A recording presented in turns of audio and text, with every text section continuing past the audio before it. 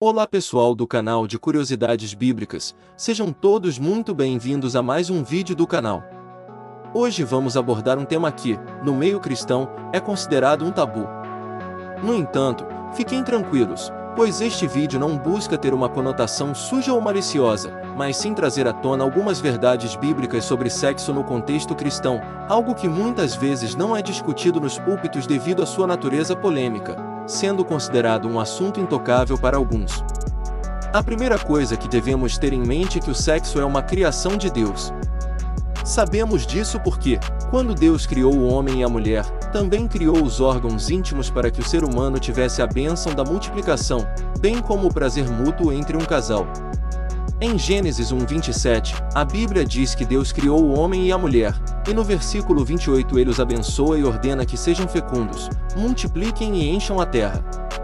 Embora os primeiros filhos de Adão e Eva tenham vindo após o pecado da humanidade, Deus já havia planejado que o homem se multiplicasse sobre a terra mesmo antes do pecado. Como sabemos que somos seres sexuados, nossa multiplicação acontece através do sexo, o que indica que Deus criou e planejou o sexo para a humanidade. Então, por que o sexo se tornou sinônimo de lascívia e pecado? Bem, assim como em outras áreas da vida, o ser humano pode pecar com o sexo.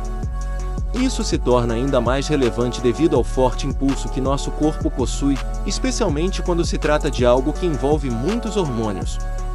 A verdade é que, à luz da Bíblia, é possível pecar através do ato sexual, principalmente se você não é casado e está tendo uma vida sexual ativa. Se você é cristão e está praticando isso, saiba que está errado. O sexo foi instituído por Deus, mas deve ser praticado por pessoas casadas que assumiram um compromisso um com o outro. O pecado sexual mais comum é a impureza, descrita em 1 Coríntios 6:13. Essa palavra vem do grego porneia, que engloba impureza sexual como pornografia, adultério e fornicação. No versículo 18 do mesmo capítulo, Paulo instrui a igreja a fugir da fornicação ou impureza, porneia. Ele explica que todo pecado é cometido fora do corpo, mas aquele que pratica fornicação ou se prostitui peca contra o próprio corpo. O pecado de fornicação, que vem de porneia, é o ato de praticar sexo antes do casamento, diferente do adultério, que é o ato sexual de alguém casado com alguém que não é seu cônjuge. Ambos são pecados sexuais aos olhos da Bíblia, e quem os comete peca contra o próprio corpo. Portanto, solteiros cristãos, se vocês estão vivendo uma vida sexual ativa, arrependam-se e voltem-se para o Criador. Deixar de praticar sexo depois do casamento é pecado? Em 1 Coríntios 7:2, Paulo ensina que cada um deve ter sua própria esposa e cada uma seu próprio marido. Nos versículos 8 e 9, ele fala aos solteiros e viúvos que, se não podem conter seus desejos sexuais, devem se casar. Agora, vamos para a parte mais polêmica do vídeo. Você sabia que não praticar sexo também pode ser uma quebra de princípio bíblico? Já vimos anteriormente que a prática sexual entre solteiros é pecado. No entanto, se você é casado e se recusa a ter relações sexuais com seu cônjuge, então é você quem está pecando. Isso se aplica a ambos os cônjuges. Para entendermos isso, vamos à palavra de Deus. Paulo, em 1 Coríntios 7:3, diz que o marido deve conceder à esposa o que lhe é devido, e da mesma forma a esposa ao marido.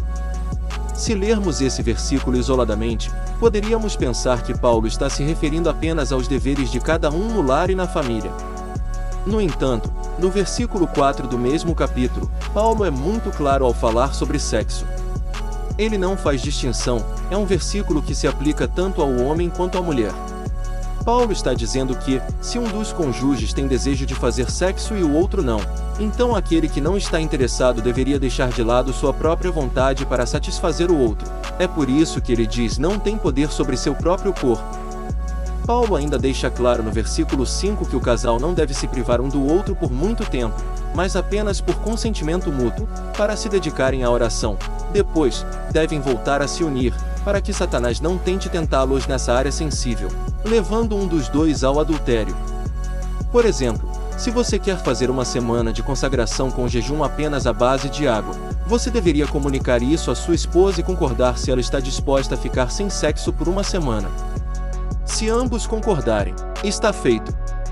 Isso vale para ambos os lados. Muitas vezes, um dos cônjuges deseja fazer sexo enquanto o outro não. Nesse caso, aquele que não deseja deve abrir mão de sua própria vontade e do egoísmo para obedecer ao que a Bíblia ensina. Essa renúncia muitas vezes já é praticada em outras áreas do casamento, como quando o marido quer assistir a um jogo de futebol e a esposa se assiste junto para agradar o marido, ou quando a esposa vai às compras que o marido não quer ir, mas vai para agradar a mulher. Da mesma forma, na relação sexual, devemos abrir mão do egoísmo e das vontades para agradar o outro. Conclusão: o sexo é uma bênção de Deus, porém é pecado se praticado fora do casamento. Se um casal deixa de praticar sexo um com o outro por preguiça, mágoa ou desentendimento, nesse caso, o pecado está em não praticar, pois demonstra egoísmo e falta de compromisso com o cônjuge. Se você gostou do nosso conteúdo, deixe seu like, inscreva-se, ative o sininho de notificação e compartilhe este vídeo. Até a próxima, pessoal!